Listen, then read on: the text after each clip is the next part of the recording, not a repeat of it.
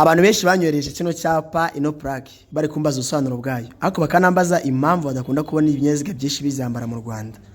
Niye mpamvu katugiye mu buryo buri deep turebe no kuki mutayambara mu Rwanda cyase abantu benshi badakunze kuzambara.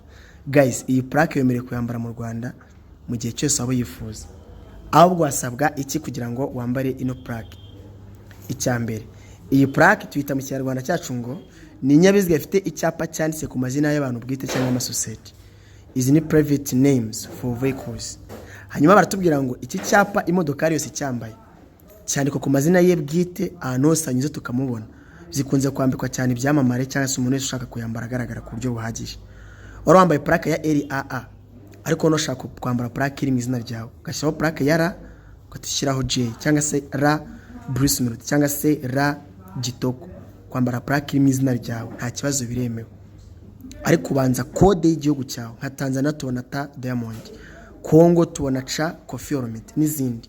Izi plaque nta muntu utemere kuyambara mu Rwanda.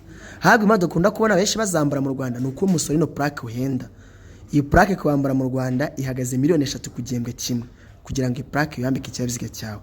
Ni mpamvu na Miss ukunze kubona bayimwambika ntitinde ntirenza amezi 6 nuko akihenze. Menya kaso ikindi kandi mu Rwanda inyuguti bigomba gusa umutuku. Mu kizamini ushaka kumbaza ngo ibinyabiziga bifite icyapa cyanditse ku mazina y'abantu bwite cyangwa amasosiyete bigomba kugira inyuguti n'imibare bisa irebana. Uzansuza ko ari umutuku yaba imbere ndetse n'inyuma.